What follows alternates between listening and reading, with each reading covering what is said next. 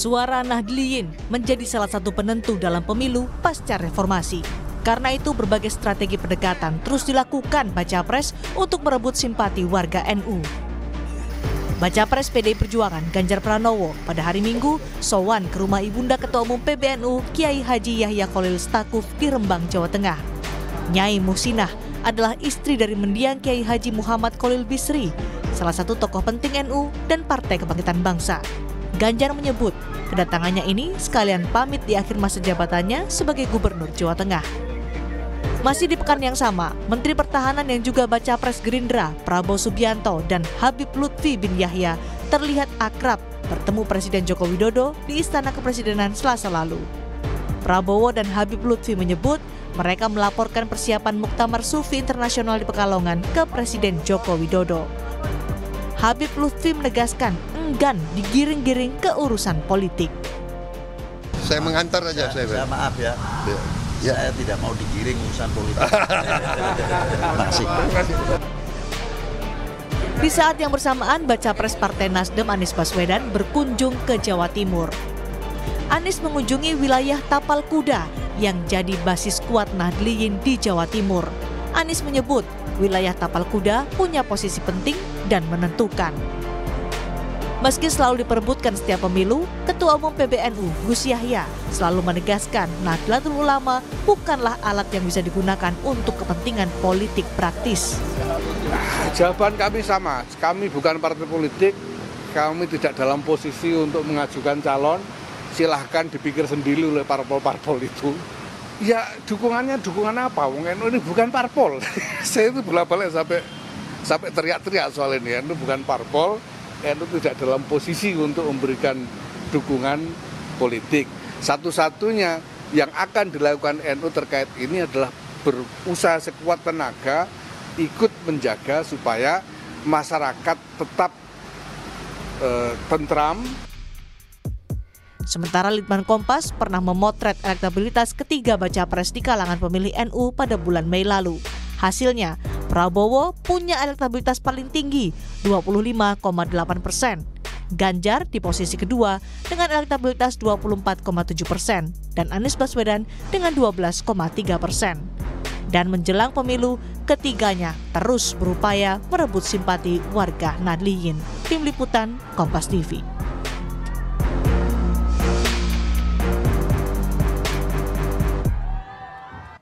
Strategi Baca Pres rebut suara NU akan kami bahas sore ini bersama dengan anggota DPR fraksi PDI Perjuangan Arya Bima, juru bicara pemenangan Prabowo Subianto Wihadi Wianto, dan Direktur Eksekutif LSI Jayadi Hanan. Sore Bapak-Bapak.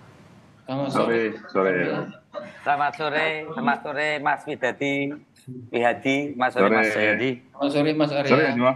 Iya. Saya ke Pak Bima dulu deh. Pak Bima, yang terbaru tadi Bu Khofifah hari ini dipanggil ke istana bertemu dengan Presiden. Ini ngomongin soal politik, Pak Bima. Wah, saya kurang tahu ya tentang pembicaraannya, tapi kan memang kedekatan Pak Joko Widodo dengan Mbak Khofifah ini kan suatu kedekatan yang sejak tim sukses 2014, kemudian juga Menteri Sosial, dan yang terakhir juga dukungan penuh di 2019 untuk wilayah Jawa Timur kan Mbak Khofifah mendukung penuh Pak Jokowi yang itu sebagai perjuangan. Sebenarnya PDIP sendiri mengincar Bu Khofifah nggak sih jadi pendampingnya Pak Ganjar sebagai Baca Pres? Ya kalau mengincar pun juga sebagai akibat. Saya cara pandangnya begini Dri ya. Pemilih PDI Perjuangan itu 87% itu menyatakan dirinya Islam. Dari 87% itu 56% menyatakan dirinya NU. Kemudian Muhammadiyah, kemudian juga LDII, MTA, dan yang lain-lainnya. Jadi kelihatan sekali bahwa antara NU dan PDI Perjuangan ini masyarakat kecil wong cilik dengan kalangan Nahdliyin itu mempunyai kesamaan di dalam berekonomi. Kedua, cara pandang tentang konsepsi persatuan Indonesia atau Pancasila dengan pendekatan kultural ini bentuk Islam yang rahmat lil alamin, yang ukhuwah Islamiyah, insaniyah, watoniyah itu sangat seiring dengan keinginan sebagai negara yang multikulturalisme. Ini adalah pertalian-pertalian yang sangat dimungkinkan bahwa bagaimana PDI Perjuangan sangat mendidik membidik kalangan Nahdlatul Ulama di dalam konfigurasi capres-cawapres, karena kalangan Nahdlatul Ulama dan juga Muhammadiyah sangat memberikan pengayoman tentang keteduhan Islam yang sangat memberikan ruang. Berarti mengamini ya untuk menarik kalangan Nahdlin ini juga harus kira-kira baca wapresnya juga dari kalangan NU gitu ya Pak Bima ya? Dalam kesejarah sejak Bung Karno memang ada kedekatan secara sosiologis, secara ideologis, bahkan secara politis di dalam memaknai wajah keindonesiaan yang multikulturalisme ini dengan konsepsi Islam yang rahmatan lil alamin. Ini betul-betul bagaimana kalangan Islam lainnya itu sangat merasa nyaman, juga kalangan nasionalis dengan keberadaan Nahdlatul Ulama. Dan kalau itu kemudian juga difigurkan sebagai sosok capres-cawapres, saya kira menjadi sesuatu keniscayaan kita, tentunya bersama dengan kawan-kawan Muhammadiyah dan kawan-kawan LDI, MTA maupun unsur-unsur Islam lainnya. Oke, kalau ada peluang dari PDIP membidik baca wapresnya dari kalangan NU, dari Gerindra sendiri sama seperti itu strateginya, Pak Wihadi? Ya, seperti sudah kita ketahui bahwa Gerindra ini kan sudah berkoalisi dengan PKB, dan PKB itu sudah jelas adalah memang warga NU yang ada di PKB.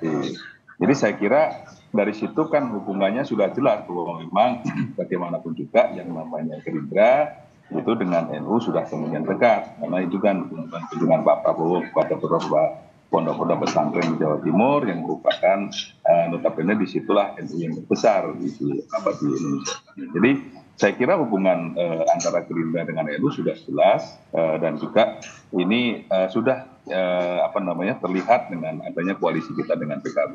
Jadi saya kira ya, selain dengan Caimin, kalau dari Partai Gerindra sendiri melihat dari kalangan NU yang potensial sebagai bacawa pres pendamping Pak Prabowo siapa Pak Wihadi? Saya kira kita tidak dalam kapasitas untuk melihat siapa, karena memang saat ini bagaimanapun juga Caimin atau Gus Muhaimin ini adalah merupakan calon daripada wakil presiden yang menjadi prioritas utama nantinya apabila sudah diputuskan koalisi daripada Gerindra dan PKB. Jadi saya kira sudah jelas di sini bahwa tidak perlu ditanya lagi, karena memang kita dengan NU dan juga di sini sudah jelas juga, kita tahu Gus Muhaimin juga seorang NU, itu sudah pasti kelihatan. Oke, jadi di sini bisa ditegaskan bahwa peluang satu-satunya sampai dengan saat ini adalah Caimin. Ya, seperti kita ketahui bahwa yang namanya Gerindra dan PKB ini kan sudah berkoalisi. Jadi bagaimanapun juga daripada isi koalisi itu adalah penentuan calon wakil presiden akan ditentukan oleh Pak Prabowo dan Gus Muhaimin. Tentunya dengan ini sudah jelas bahwa penentuannya adalah dengan Gus Muhaimin juga, dan ini adalah tentunya menjadi satu calon golden ticketnya ada di Gus Muhaimin lah untuk calon cawapresnya. Ke Mas Jayadi sekarang. Mas Jayadi, kalau sebelumnya kan baca cawapres ini santer beredar nama dari kalangan ekonomi misalnya sebut saja Mas Sandi, terus juga Mas Erick Thohir, tapi belakangan nampaknya masing-masing baca pres ini punya suara untuk menentukan baca cawapresnya justru dari kalangan NU. Apakah artinya nanti memang terbuka kemungkinan ketiga baca pres ini dari masing-masing capres ada dari kalangan NU? Bisa, tapi tidak harus dalam arti orang NU atau anggota NU ya. Bisa juga orang yang dianggap bisa merepresentasikan NU. Nah, itu tergantung kepada bagaimana mereka berkomunikasi. Misalnya ada nama Erick Thohir. Kita tahu Erick Thohir itu kan sudah mencoba untuk memiliki hubungan yang kuat dengan NU misalnya kan, dengan menjadi anggota Banser dan sebagainya gitu. Jadi memang secara umum untuk memenangkan pertarungan Pilpres memang mau tidak mau pemilih NU harus diperhitungkan oleh paslon capres-cawapres ya. Kenapa begitu? Karena pertama dari segi jumlahnya memang besar. Di data riset di LSI misalnya menunjukkan bahwa orang yang merasa NU di seluruh Indonesia itu mencapai 50% merasa NU ya. Dia punya budaya NU dan sebagainya. Kemudian kalau kita tanya, ada sekitar 25%-an orang itu merasa anggota NU. Anggota NU itu yang anggota aktif maupun anggota tidak aktif begitu.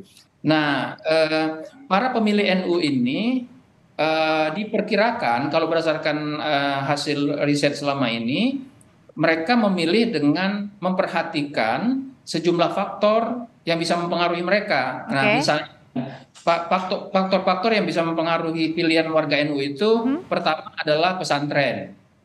Ya, pesantren, kaitan dengan pesantren. Pesantren itu apa artinya? Pesantren itu selain pesantrennya sendiri juga berarti kiai dan nyai-nyai kan. Maka kemudian tokoh yang dekat dengan kiai dan nyai itu menjadi penting. Yang kedua adalah pengurus NU, PBNU. Ini juga menjadi satu rujukan. Yang ketiga adalah para tokoh-tokoh NU di tingkat lokal, baik itu kalangan muda maupun kalangan yang lebih tua. Karena itulah kita bisa melihat bahwa mereka seolah-olah menjadi perebutan. Dan memang yang cara paling saya kira yang paling jelas untuk menunjukkan bahwa capres-cawapres wakil NU adalah dengan Kalau gitu pertanyaan selanjutnya nanti akan dijawab Bapak-Bapak. Sebenarnya baca pres ini mendekati NU dan juga Jawa Timur sebenarnya merebut suara dari warga Nahdliyin atau mencari bacawa presnya berasal dari NU. Usai jeda nanti kita akan jawab hanya di Kompas Petang, tetaplah bersama kami. Jadi semuanya ini merebut suara dari kalangan Nahdliyin ini. Kalau gitu Pak Bima, sebenarnya strategi apa sih yang saat ini sedang dipakai oleh PDI Perjuangan dan juga Capres Pak Ganjar untuk merebut suara kalangan Nahdliyin ini? Jadi urusannya tidak rebut-merebut dulu ya. Urusannya pasangan ini ibarat berkeluarga ini menjadi keluarga yang sakinah warmadah warohmah. Jadi Capres-Cawapres ini harus menyelesaikan berbagai persoalan bangsa ke depan. Bahwa kemudian itu kriterinya kecenderungan adalah sosok dari tokoh figur kalangan Nahdliyin seperti ada Gus Yakut, ada Mbak Khofifah, ada Mbak Yeni, ada Kiai Haji Stakuf, bahkan ada Pak Iqrarul Akhyar, juga ada Pak Muhaimin. Itu ada sebagai akibat. Konsepsinya demikian karena pengalaman Ibu Mega dengan Pak Hasyim Asy'ari, kemudian Pak Jokowi dengan Pak Yusuf Kala, dan terakhir adalah Pak Jokowi dengan Kiai Haji Ma'ruf Amin adalah bentuk-bentuk konfigurasi kepemimpinan yang bisa memberikan rasa keteduhan dan kenyamanan bangsa di depan. Bahwa kemudian ini berdampak elektoral itu sebagai akibat. Karena tadi saya katakan bahwa konsepsi ideologis dan sosiologisnya antara PDI Perjuangan dan kawan-kawan Nahdliyin ini ada intersection yang begitu besar, sehingga kalau toh pasangan itu nanti dari kalangan Nahdliyin, sekali lagi tanpa mengecilkan dari kalangan Muhammadiyah atau kalangan LDI atau MTA yang lainnya, karena ini semua harus disengkuyung bareng-bareng, tentunya akan memberikan tidak hanya untuk Indonesia ke depan, tapi fungsi elektoral yang tadi, yang memang itu bisa berdampak. Walaupun tadi Pak Kiai Yahya Stakuf saat ini mulai menengahkan NU untuk tidak dibawa-bawa ke politik praktis, karena Kiai Haji Yahya Khalil Stakuf sebagai ketua umum PBN ini akan membawa NU yang modern sebagai lembaga dakwah yang selama ini terlalu sering ditarik-tarik untuk urusan pilpres pilkada. Kalau gitu sekarang kalau dari Gerindra sendiri sebenarnya untuk bacawa pres mendamping Pak Prabowo, kalau dari kalangan NU harus laki-laki atau terbuka kemungkinan perempuan, karena kan ada nama Mbak Yeni, Bu Khofifah, Pak Wiyadi. Ya kita tidak berandai-andai dulu, tetapi kalau kita bicara mengenai masalah laki dan perempuan itu saya kira semuanya mempunyai kesempatan yang sama, dan tentunya dalam hal ini apapun nanti yang diputuskan oleh koalisi itu saya kira adalah sesuatu hal yang terbaik buat bangsa ini. Jadi saya kira kita tidak perlu kita mempersoalkan itu apakah seorang laki-laki ataukah seorang perempuan, tetapi kita melihat bahwa bagaimana untuk kepentingan negara ini yang terbaik. Nah itu nanti tentunya suatu koalisi bisa menentukan siapa kira-kira cawapres yang akan mendampingi Pak Prabowo, yang dimana apakah itu seorang laki-laki ataukah seorang perempuan itu tentunya akan diputuskan bersama. Jadi sesuai dengan komitmen kita. Jadi saya kira kita tidak perlu mempermasalahkan gender di sini kan. Oke. Nah, kalau dari Mas Jayadi sendiri, kalau misalnya pengumuman bacawa pres ini last minute, ketika salah satu baca pres sudah mengumumkan bacawa presnya dari kalangan NU misalnya, berarti artinya dua baca pres lain juga mengumumkan kira-kira dari kalangan NU juga gitu? Yang pasti mereka akan mencoba untuk memberikan kesan bahwa pasangan capres-cawapres yang diusung itu dekat dengan kalangan NU juga gitu.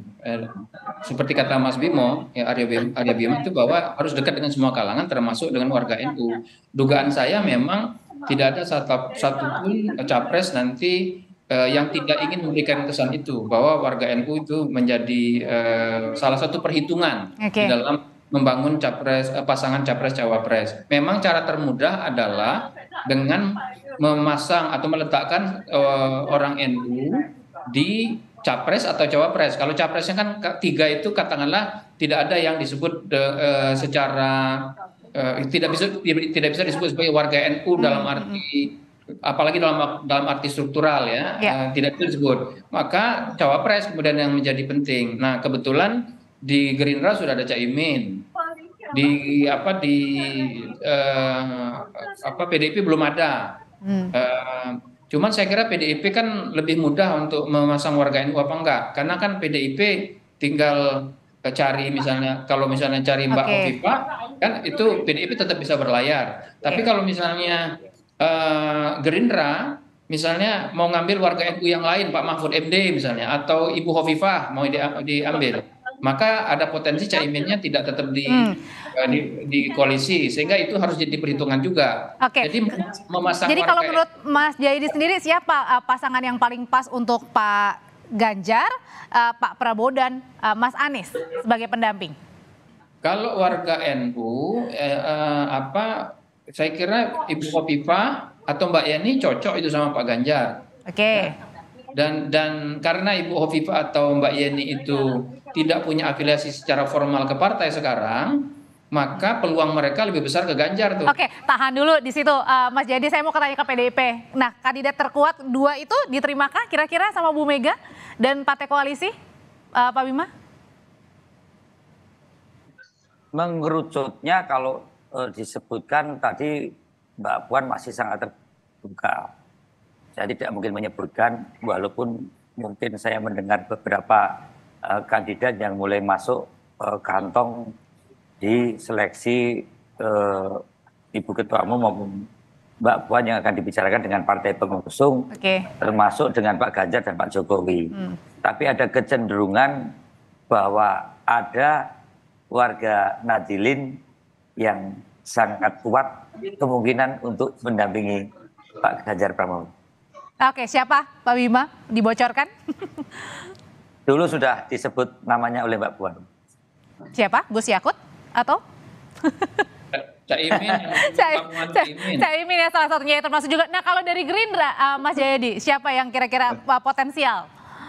Sebetulnya untuk Gerindra, 3 nama itu juga potensial ya. Caimin, lalu Mbak Hovifah, dan Mbak Yeni. Tapi masalahnya kalau Mbak Hovifah sama Mbak Yeni kan nggak punya partai. Sehingga kalau keduanya, salah satu di antara dipilih oleh Pak Prabowo, yang jadi pertanyaan, bisa nggak Caimin tetap berada di koalisi Gerindra?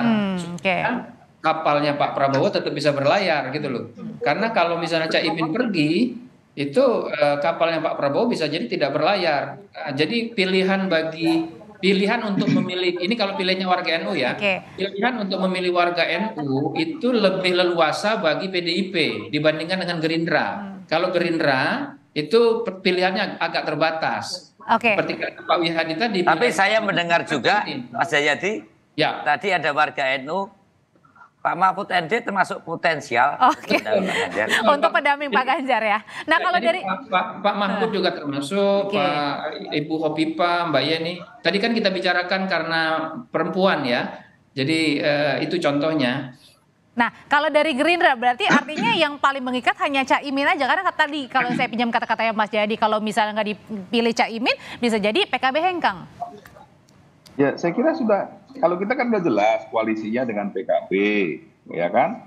Nah, kemudian golden ticketnya untuk cawapres adalah Caimin, dan ini semuanya nanti ditentukan oleh Pak Prabowo dan Caimin sesuai dengan kesepakatan bersama siapa cawapresnya. Jadi saya kira siapapun yang ditentukan tentunya ditentukan oleh Ketua Umum Gerindra dan Ketua Umum PKB Pak Prabowo dan Gus Muhaimin. Itu kan sudah menjadi komitmen kita, sudah menjadi perjanjian kita antara berdua. Jadi saya kira ini sudah jelas bahwa itu tidak akan lari kemana-mana kalau misalnya keputusannya itu akan tidak diputuskan oleh berdua. Keputusannya tetap berdua kok nantinya. Gitu. Siapapun itu keputusannya tetap berdua. Tapi tetap golden ticketnya ada di Caimin sebagai cawapresnya sampai saat ini yang koalisi yang dilakukan oleh Gerindra dan PKB saat ini. Oke, kalau jadi gitu, sudah sebenarnya sudah ini. Ya. Kalau gitu Mas Jayadi berarti bisa diartikan bahwa untuk merebut suara dari kaum Nahdliyin adalah penentuan baca wapresnya harus dari kalangan NU. Mas Jayadi. Ya, cara paling mudah itu memasang cawapres dari kalangan NU. Nah, untungnya atau malah menjadi tantangan, cawapres dari kalangan NU itu banyak. Ada Mbak Yeni, ada Mbak Hovifah, ada Pak Mahfud, ada Caimin, ada juga Erick Thohir yang sekarang mulai dianggap sebagai warga NU. Ya, Pak Erick Thohir. Dan seterusnya ya. Jadi untungnya bagi semua capres, mereka punya banyak pilihan untuk memasang warga NU. Tantangannya adalah itu berarti mereka harus mencari calon mana yang paling punya dukungan terbanyak di kalangan warga NU. Termasuk dengan nama terakhir Mbak Yeni? Iya. Ya kan? Kalau kan misalnya Mbak Yeni sama Caimin selama ini kan dianggap tidak begitu secara politik kurang akur gitu kan? Pak Mahfud punya pendukung sendiri. Mbak Hovifah itu kuat sekali di kalangan muslimat NU yang sekarang masih masih menjadi ketua NU gitu. Nah, satu lagi yang harus dihitung adalah wilayah, Mbak Audrey. Baik. Ya, kebetulan selama 2 bulan terakhir wilayah Jatim itu menjadi penting. Jadi warga NU atau calon NU yang kuat di Jawa Timur itu akan menjadi pilihan yang kuat. Nah, yang menarik banyak juga warga-warga NU yang kita sebut itu juga umumnya berbasis di Jawa Timur kan? Baik. Mbak Jawa Timur, Mbak Yeni itu juga Gus Dur ya. Kemudian juga yang punya pengikut Mbak Hovifah, apalagi Pak Mahfud itu Madura dan seterusnya. Jadi bagi Mas Arya Bima maupun Pak Wihadi sebetulnya NU untuk memastikan warga NU merasa terrepresentasi itu cukup banyak. Baik, terima kasih Mas Jayadi, terima kasih Pak Wihadi, terima kasih Pak Bima, sehat selalu.